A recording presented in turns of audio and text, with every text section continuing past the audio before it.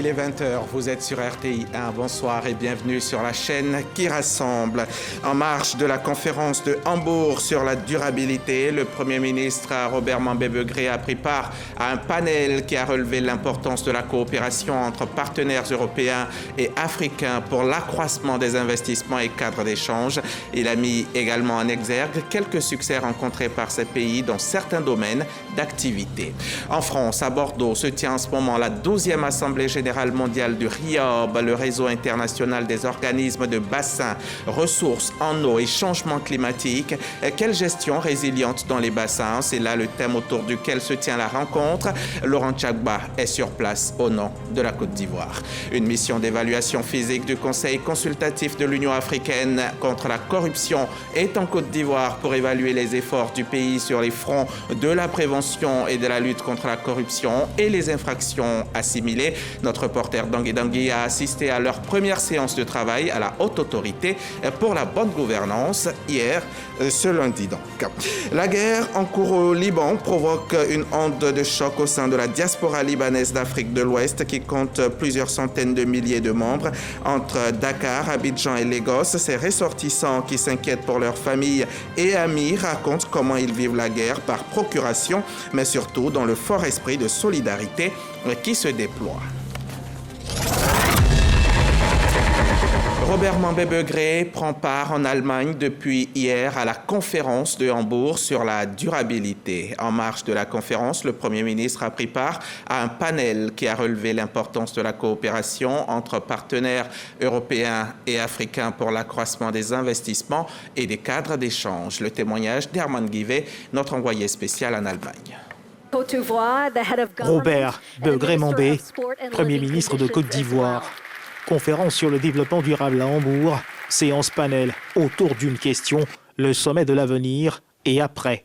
Pour rappel, le sommet de l'avenir s'est tenu à New York en septembre dernier aux Nations Unies, occasion pour les dirigeants mondiaux de faire des choix pour ouvrir la voie à la paix, à la prospérité, à la restauration de la planète et donc à l'utilisation d'énergies renouvelables pour lutter contre le réchauffement climatique. Quelles dispositions prises par la Côte d'Ivoire dans le cadre de la gestion de l'environnement durable? Premièrement, l'exonération des droits de douane quand il s'agit de l'économie qui concerne l'énergie durable, énergie verte. Deuxièmement, l'exonération des taxes sur la valeur ajoutée quand il s'agit de l'énergie durable. Troisièmement, nous configurons l'exonération des droits pendant 3 ans sur les taxes des opérations bancaires, de sorte à permettre aux investisseurs de bien configurer leur intervention dans ce domaine. Par conséquent, il y a un enjeu de taille qui permet à notre pays de privilégier l'énergie durable. Dans la géométrie de l'énergie, la Côte d'Ivoire vise 40% d'énergie verte d'ici 2030. Donc, tous nos efforts sont portés par ces mécanismes qui est très important à nos yeux. Un sommet de l'avenir qui adressait également des questions relatives à la prospérité des États. La République démocratique du Congo opte pour la diversification de son économie. Plutôt que de continuer à se focaliser sur les minerais, nous allons plutôt aujourd'hui vers l'agriculture, diversification de l'agriculture, la transformation, vers le tourisme ou d'autres secteurs des services. Chaque intervenant à ce panel a fait le point d'un certain nombre d'actions engagées par son pays afin de traduire en actes les grandes décisions de ce sommet de l'avenir. Et après avoir pris part à ce panel, le Premier ministre Robert Mambébegré a échangé avec plusieurs personnalités, de nombreuses audiences parmi lesquelles celle avec la directrice générale du FMI, le Fonds monétaire international. On retourne sur place, on reste avec Herman Guivet. L'excellence de la coopération entre le Fonds monétaire international et la Côte d'Ivoire est affirmée à Hambourg. Kristalina Georgieva, directrice générale du Fonds monétaire international, reçue en audience par le chef du gouvernement, Robert Begré-Mambé, au terme de sa participation à la cérémonie d'ouverture de la conférence sur la durabilité. Le Premier ministre est très intéressé du support du Fonds monétaire international pour les systèmes de taxation, oui, et nous prenons une visite à Côte d'Ivoire de support technique pour les travaux de système de taxation. J'ai tenu à remercier Madame la directrice générale qui est très proche des problèmes de la Côte d'Ivoire, une amie de notre président. Et nous avons avec le Fonds monétaire une coopération très solide. Grâce au Fonds monétaire, notre économie est très résiliente et présente de bonnes perspectives avec un accompagnement et un partenariat solide. Séance de travail du Premier ministre avec la secrétaire d'État parlementaire du ministère fédéral allemand de la coopération économique et du développement, Barbel Kaffer.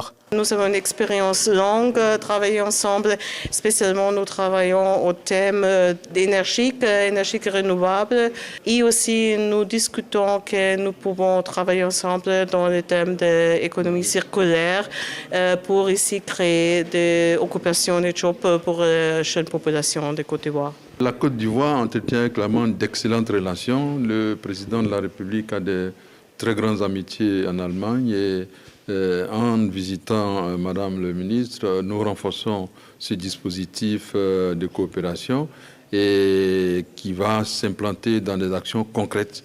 L'économie circulaire, le photovoltaïque, l'encadrement des PME, la formation et la technologie allemande. Vous savez qu'ils sont très pointus dans ce domaine et nous sommes intéressés par tout cela.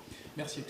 Énième audience accordée par le Premier ministre Robert Møgre à la ministre du Développement international de la Norvège, Anne Biffe-Weinerheim. La Norvège et la Côte d'Ivoire entretiennent de multiples relations de coopération dans divers domaines stratégiques, notamment l'aide au développement, la prévention des conflits, ainsi que la diplomatie. On quitte l'Allemagne et on part maintenant en France, à Bordeaux, où se tient la 12e Assemblée générale mondiale du RIOB, le réseau international des organismes de bassin. Laurent Gbagba est sur place à Bordeaux, au nom de la Côte d'Ivoire, et lors de sa prise de parole, le ministre des Eaux et Forêts est revenu sur la question du défi de financement de nos ressources en eau. Au micro de Franck Quadio et Ulrika Dongon, nos envoyés spéciaux en France. Le ministre des Eaux et Forêts, Laurent Gbagba, à Bordeaux, c'est ici au centre des congrès Cité mondiale que les porteurs d'idées des pays membres du réseau international des organismes de bassin RIOB épluchent la problématique dualité réseau en eau, changement climatique et leur impact sur la gestion résiliente des bassins. Tous s'accordent sur une idée, celle d'une gestion inclusive et transfrontalière, la plupart des pays du monde ayant en commun les mêmes préoccupations. Une des questions cruciales abordées par les pays membres, défi lié au financement des ressources en eau. De l'avis de certains, le financement public a ses limites. Celui privé doit être cependant soumis à conditions. Le ministre des Eaux et Forêts, Laurent Gbagba, lui, a donné la position de la Côte d'Ivoire. La loi portant code de l'eau prévoit en son sein le mécanisme de financement. Le mécanisme de financement qui consiste à mettre en place un fonds. Et à partir de ce fonds, nous pouvons avoir des financements pour gérer le secteur. Et le fonds aura pour source, bien sûr, des subventions, mais tout ce qui concerne les redevances, les taxes, nous n'allons pas tourner le dos au financement traditionnel qui consiste à mobiliser des ressources au travers des projets avec des partenaires au développement, comme la Banque mondiale, comme la BAD, comme la KfW et la GIZ. Cette réunion du RIOB à Bordeaux, qui est à sa 12e édition, dure 4 jours. Point d'orgue de cette cérémonie solennelle d'ouverture, le Maroc, qui après 5 années de présidence, a passé la main à la France. On va rester en France, justement, on part de Bordeaux pour Marseille, dans le sud du pays. Marseille où l'IRD, l'Institut de recherche pour le développement, célèbre son 80e anniversaire. Une célébration sous fond de retrouvailles. Maria Tokone, la ministre de l'Éducation nationale, qui en est partie depuis quelques dizaines d'années, a été invitée à venir souffler cette 80e bougie. Plus de 1000 participants, des chercheurs aux décideurs, en passant par des entrepreneurs et des jeunes engagés, convergent vers le forum Sciences 4 Actions, un événement organisé par l'Institut de recherche et de développement IRD à l'occasion de son 80e anniversaire. Un anniversaire qui pose la science comme levier transformateur pour le futur, rassemblant sous un même espace enseignants et chercheurs venus de tous les horizons. L'IRD, dont le siège est basé à Marseille, est porté sur la recherche et l'innovation scientifique. Valérie Verdier, sa présidente et directrice générale, ouvre les festivités avec un message fort: comprendre, construire et transformer. L'IRD continuera à s'investir dans la création de réseaux scientifiques internationaux, dans la jeunesse et dans la formation des futures générations, des futurs talents scientifiques et aussi technologiques, et puis aussi dans la transmission des connaissances, la transmission des données.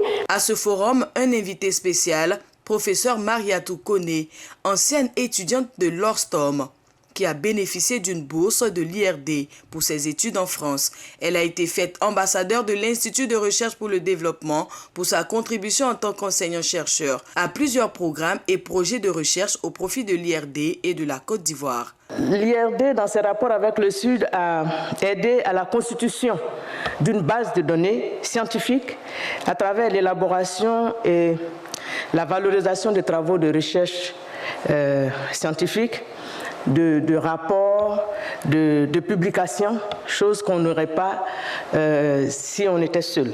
Le forum Sciences 4 Actions incarne l'engagement continu de l'IRD pour l'avenir.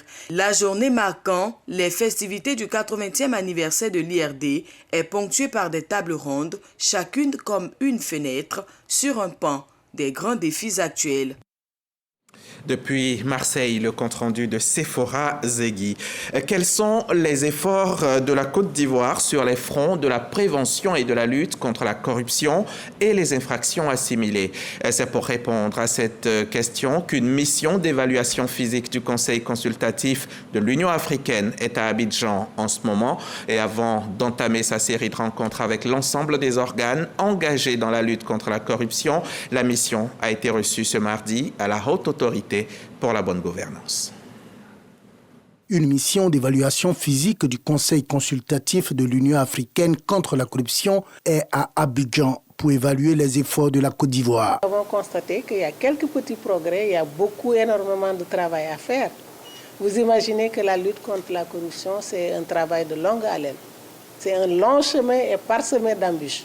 Malgré tout, nous sommes tous engagés, vous, la Côte d'Ivoire, les autres pays, à lutter contre ce fléau qui gangrène nos économies. Avant de s'engager à prendre toutes les dispositions pour faciliter cette mission, le président de la Haute Autorité pour la bonne gouvernance a relevé quelques réalisations de son pays sur le front de la lutte contre la corruption. La Côte d'Ivoire a fait énormément de progrès. Au niveau de l'indice de perception de la corruption, notre pays est passé de la 130e place sur 180 pays évalués en 2012 à la 87e place sur 180 pays évalués en 2023. Nous avons fait des progrès. Nous sommes conscients que des efforts restent encore à faire. La Côte d'Ivoire se soumet à cet exercice d'évaluation dans le cadre de la Convention de l'Union africaine sur la prévention et la lutte contre la corruption qu'elle a ratifiée le 14 février 2012. Un reportage de Dangui et Barnabé Conan. On va à présent assister à cette cérémonie de décoration de 7 avocats dans l'ordre du mérite de la justice ivoirienne. Cela pour saluer leurs efforts inlassables pour l'équité et la justice dans la société. Cérémonie qui s'est faite en présence de la présidente de la Cour constitutionnelle, du garde des Sceaux, ministre de la Justice et des Droits de l'Homme et de nos reporters, Ouredou Kwadio, Jean-Marc Djadji et Djamasso. Plusieurs années de travail et de services rendus à la justice ivoirienne. Ces 7 avocats sont élevés au rang de commandeurs de l'ordre du mérite de la justice. Que l'ensemble des bâtonniers de l'ordre des avocats est décoré par le ministre de la Justice au cours d'une cérémonie qui leur est exclusivement dédiée. Lorsque magistrats et avocats travaillent en harmonie dans le respect de leur identité et de leur déontologie, cela renforce la confiance du public dans le respect du système judiciaire.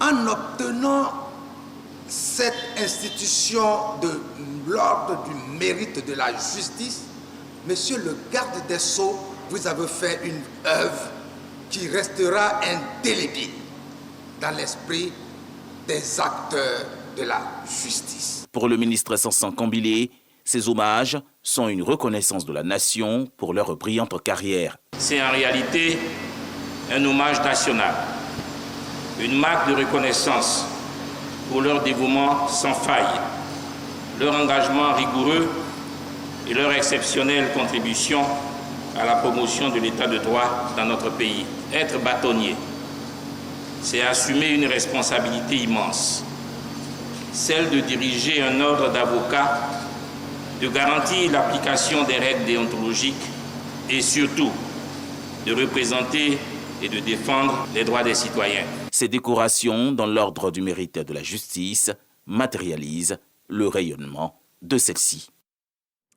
Le chiffre du jour, c'est 30 années de coopération entre la Côte d'Ivoire et l'Afrique du Sud. Séance de travail entre les membres de la diplomatie ivoirienne et celle d'Afrique du Sud hier au Sofitel Abidjan, Hôtel Ivoire, pour faire le point de cette coopération bilatérale qui est au beau fixe depuis ces 3 décennies, en présence également de plusieurs membres du gouvernement. Les précisions de Souleymane Donisongo. Une rencontre de haut niveau entre les membres de la diplomatie ivoirienne et sud-africaine. 30 ans après l'établissement des relations diplomatiques entre les deux pays, le présent événement vise à évaluer leur coopération bilatérale et à offrir des opportunités d'affaires. The celebration of 30 years of diplomatic relationships is a testament to the enduring friendship and mutual respect between the two countries. La célébration des 30 années de relations diplomatiques entre nos deux pays découle du respect des engagements pris depuis l'établissement des relations bilatérales entre la Côte d'Ivoire et l'Afrique du Sud. Ce sont 18 accords bilatéraux qui ont été signés. Nos relations bilatérales ont contribué à la normalisation du processus d'acquisition du visa, à l'enrichissement des échanges entre nos deux peuples et la redynamisation de la coopération socio-économique et politique. Le ministre des Ressources animales et halieutiques, Sidi Touré, au nom du ministre des Affaires étrangères, de l'intégration africaine et des Ivoiriens de l'extérieur, Léon Adom Kakou, salue cette initiative qui se veut un cadre de discussion dont l'objectif est de proposer des stratégies innovantes pour une coopération plus accrue entre les deux nations. Nous sommes très heureux que cette année, la célébration des 30 ans de coopération diplomatique entre la Côte d'Ivoire et l'Afrique du Sud se manifeste de façon fastueuse.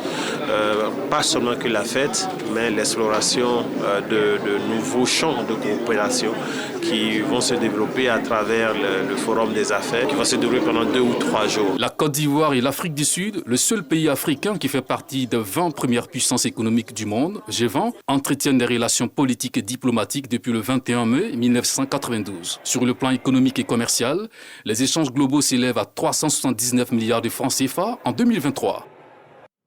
Un compte-rendu signé Souleymane Donisongo et Sylvestre Nguesson. Direction l'État du Kerala, dans le sud-ouest de l'Inde. L'ambassadeur de Côte d'Ivoire dans le pays s'emploie fortement à attirer en Côte d'Ivoire des investisseurs indiens dans le secteur de la transformation de la noix de cajou, ce qui serait du pain béni pour les responsables du Conseil Coton Anacarde. Ils l'ont dit au micro RTI1 de Michel Digré depuis l'État du Kerala. La Côte d'Ivoire, premier producteur mondial d'anacarde, continue de tracer les sillons de la transformation de la noix de cajou. La diplomatie économique ne veut pas rester en marge de cet élan. L'ambassadeur de Côte d'Ivoire en Inde, Eric Camille Ndri, est en mission de prospection dans l'État indien de Kerala, grand producteur d'anacarde et qui dispose du plus grand nombre d'industries de transformation de noix de cajou. Nous avons eu des discussions très intéressante avec les responsables du secteur. Nous sommes confiants que des résultats très positifs pourront voir le jour très prochainement. Et il faut noter que nous avons bénéficié de l'aide et de l'appui du Conseil Coton Anacarde. Ces deux responsables ont contribué énormément au succès de la mission puisqu'ils ont été en mesure de donner des informations pertinentes à nos interlocuteurs indiens et de répondre aux différentes questions qui ont même voulu être posées. Cette mission a été l'occasion pour les responsables du Conseil Coton Anacarde et ceux de Kerala Cashew Board d'avoir des échanges fructueux sur les moyens de lever les blocages afin de permettre la mise en œuvre effective du mémorandum d'entente signé en 2023 sur la commercialisation de la noix de cajou importée de Côte d'Ivoire. On passe à un tout autre registre. À présent, la coopération militaire entre la France et la Côte d'Ivoire se renforce chaque jour un peu plus. Le chef d'état-major général des armées, Lassina Doumbia, vient là d'accorder une audience au général de division Pascal Iani, nommé il y a tout juste 2 mois à la tête du CPA, le commandement pour l'Afrique. Les échanges ont été meublés par les questions de la sécurité sous-régionale et la lutte contre le terrorisme. Walter Amadou Ouattara. Le commandement pour l'Afrique CPA, c'est l'état-major opératif interarmée française chargé de concevoir et de conduire l'ensemble des activités des armées en Afrique centrale et de l'Ouest. Depuis le 1er août 2024, le général de division Pascal Iani dirige ce commandement. Ce lundi 7 octobre 2024, il effectue sa toute première rencontre après sa nomination avec le chef d'état-major général des armées de Côte d'Ivoire. Je suis venu me rendre compte sur place du partenariat entre les armées françaises et les armées ivoiriennes. C'est un partenariat qui est solide, qui est robuste, qui s'inscrit dans la durée et qui va nous permettre de relever les défis à venir auxquels nous devons faire face. Par exemple, la stabilité, la sécurité, la lutte contre le terrorisme. La Côte d'Ivoire est particulièrement active dans ce domaine, on a beaucoup à apprendre. Il y a aussi le sujet de la protection de l'environnement, la lutte contre les effets du changement climatique, le pillage des ressources naturelles. Cette rencontre s'inscrit aussi dans la dynamique du renforcement de la coopération militaire entre la France et la Côte d'Ivoire. Bientôt, le 43e BIMA, situé dans la commune de Port-Bouët, sera cédé à l'armée ivoirienne. Les conditions de passation ont été également abordées à cette occasion. La rentrée des classes dans les structures socio-éducatives de base est aussi effective depuis hier lundi sur l'ensemble du territoire ivoirien. Le ministère de la Femme, de la Famille et de l'Enfant a donné le top départ hier matin. Promouvoir les structures socio-éducatives de base, levier pour l'épanouissement de l'enfant et le bien-être des familles. Voilà le thème de cette rentrée 2024-2025. Diarasouba Ami, Arnaud Kofi, reportage. Du matériel anthropométrique, des réfrigérateurs, des cuisinières, des jeux éducatifs et des motos d'une valeur de 50 millions de francs CFA sont remis aux 16 centres socio-éducatifs des 19 régions de la Côte d'Ivoire.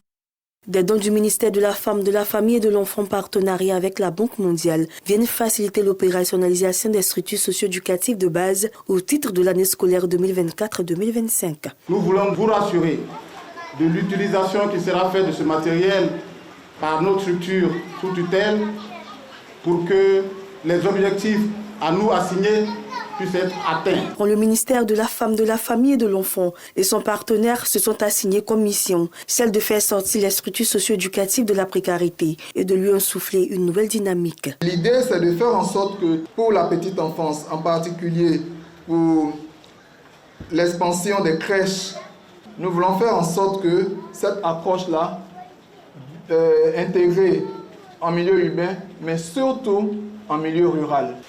Les structures socio-éducatives de base permettent aux enfants de s'engager, de créer des liens et de se découvrir eux-mêmes dans un environnement sécurisé et stimulant.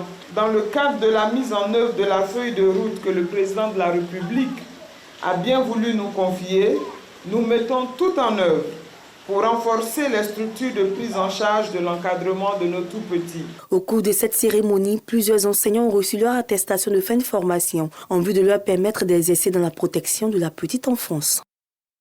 Une remise de dons donc pour permettre aux enfants des structures sociaux de base de passer une très belle année 2024-2025. La page politique de cette édition nous emmène dans l'ouest de la Côte d'Ivoire. Le ministre Vagondo Diomandé y a offert du matériel roulant aux secrétaires départementaux RHDP en présence des cadres du parti, des élus et de la chefferie traditionnelle. Des moyens de mobilité pour leur permettre d'être plus efficaces dans la sensibilisation de leurs militants pendant la prochaine révision de la liste électorale. Reportage Christ-Ephraïm Diomandé dans un commentaire de Jean-Marc Djedji. Du matériel roulant, des smartphones, des cartons de RAM et du numéraire remis aux 18 secrétariats départementaux RHDP de la région du Tonkoui. Valeur totale, plus de 30 millions de francs CFA. Un geste du ministre et cadre RHDP de la localité, Vagondo Diomandé. Objectif, préparer les opérations d'enrôlement des militants et offrir une victoire écrasante au RHDP aux élections 2025. Féliciter le ministre d'État, ministre conseiller à la présidence, notre cher frère Mabry Touakus, pour sa désignation en tant que coordinateur principal du RHDP au niveau du Tonkpi. Être à côté de Mabry, c'est être à côté de chacun d'entre nous. Parce que c'est lui qui tient le flambeau du RHDP dans la région. Nous devons l'accompagner. Les secrétariats départementaux n'ont pas manqué d'exprimer leur gratitude au ministre. Je voudrais exprimer toute la joie qu'est la nôtre, nous, les secrétaires départementaux de la région du Tonkpi, dire merci à M. le ministre de l'Intérieur et de la Sécurité, qui, ayant pris la mesure des enjeux, n'est-ce pas, qui ne sont autres que la réélection du président Alassane Ouattara en 2025. Nous allons continuer le travail sur le terrain pour démontrer un coup KO. Nous sommes très heureux et nous voudrions remercier le donateur, M. le ministre général Diomandé Vagondo, pour ce geste qui va nous aider à travailler sur le terrain et atteindre les objectifs qui sont les nôtres. Pour le coordonnateur principal, RHDP, Tonkpi, Albert Mabry Touakus, ces dons viennent à point nommé. Lui dire merci, merci pour cette générosité qui n'a pas commencé maintenant. Merci de toujours nous accompagner. Et je voudrais inviter donc tous les responsables du parti ici à donner du sien dans cette opération et dans la dernière phase de préparation de la RLE pour que nous puissions atteindre nos objectifs qui sont d'environ 90 000 primo-votants au niveau donc de la région du Tonkpi. Ces dons du ministre Vagondo Diomandé matérialisent l'engagement du RHDP à accélérer la mobilisation dans la région du Tonkpi. Je vous invite ce soir à faire un voyage, pas très long, un voyage qui nous emmène seulement d'Adjamé à Bingerville et en Gbaka, s'il vous plaît. Ces mini-cars, vous le savez, qui font le transport en commun. Vous avez certainement l'habitude de rencontrer des apprentis de mini-cars dans une forme olympique qui courent à longueur de journée derrière ou après leur véhicule et pour se trouver des clients. On va découvrir aujourd'hui l'un d'entre eux. Il est spécial celui-là. Unijambiste, une béquille l'aide à tenir debout et pourtant, il est apprenti Gbaka. On l'a suivi pendant une journée de travail. Mariam Sangaré, Walter Amadou Ouattara. Vivant avec handicap des membres inférieurs, Jean-Noël exerce le métier d'apprenti de transport en commun de minibus appelé Gbaka. Malgré ce handicap, il travaille sur l'axe Adjamé-Bingerville depuis plus de 5 années.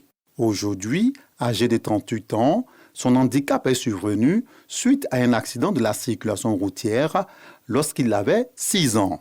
Orphelin de père et de mère, cette activité permet à Jean-Noël de gagner sainement sa vie et de s'occuper de sa petite sœur. Il ne voyait pas quel travail il pouvait faire, donc j'ai vu mon frère et il m'a aidé de venir travailler avec lui. Donc c'est dedans ici actuellement. Absente lors du tournage, nous avons pu joindre Jocelyne, sœur cadette de Jean-Noël, par appel vidéo, son témoignage. S'occupe de la maison, s'occupe de nous, s'occupe de nos études. Grâce à lui, aujourd'hui, j'ai le bac D et je suis fière, je lui merci. Les clients et coéquipiers au quotidien sont impressionnés par les prestations de l'apprenti Gbaka, peu ordinaires. Malgré son handicap, il se débrouille. Il n'est pas comme les autres, il se débrouille. Les gars l'apprécient, il y a d'autres qui l'encouragent. Chaque jour, je le vois, je l'admire avec son état, avec le bois même qu'il attrape, mais il est courageux. Je pense que malgré son incapacité physique, il arrive à faire ce que d'autres personnes, même qui ont tout leur monde au complet, ne peuvent pas faire. C'est vraiment quelqu'un de courageux. Pour Jean-Noël, marcher avec une béquille en bois ne doit pas être un prétexte pour baisser les bras. Je dis à mes frères handicapés, il ne faut jamais baisser les bras parce que ce n'est pas encore fini pour toi. Actuellement, où je cherche à devenir un protecteur de voiture pour moi-même. Ou soit aussi que quelqu'un peut m'aider à avoir une véhicule ou bien soit avoir une maison, une dortoir, parce que c'est ça que je fais pour prendre soin de ma petite famille. C'est ça qu'il prend pour louer ma maison qu'il dort dedans. Donc si quelqu'un peut m'aider, en tout cas, c'est seulement dit. Moi, c'est ça. En Côte d'Ivoire, le Gbaka est un véhicule de transport en commun capable de contenir environ 15 passagers. L'apprenti Gbaka est l'assistant du chauffeur. C'est lui qui est chargé d'encaisser les clients, faire la monnaie et donner certaines informations au chauffeur qui est son patron. Il court de manière spontanée, parfois avec une vitesse supérieure car il faut rattraper le véhicule. C'est à cet exercice qu'est soumis Jean-Noël, nonobstant sa situation physique.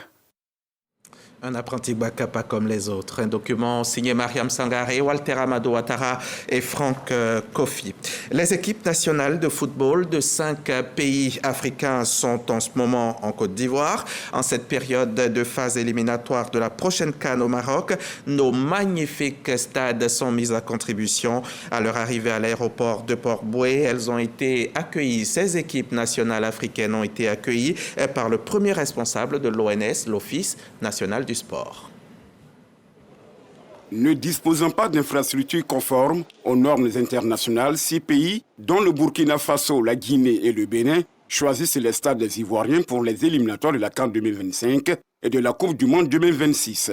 L'hospitalité à l'Ivoirienne est encore mise à contribution et pour traduire cet élan, les différentes délégations ont été accueillies par le directeur de l'Office national des sports. Monsieur le ministre délégué en charge des sports et du cadre de vie nous a donc demandé de venir accueillir ces délégations, leur dire le traditionnel Akwaba et surtout leur démontrer toute la chaleur de l'hospitalité ivoirienne. Les Ivoiriens sont heureux de recevoir leurs frères ici et de leur mettre à disposition leurs différentes infrastructures.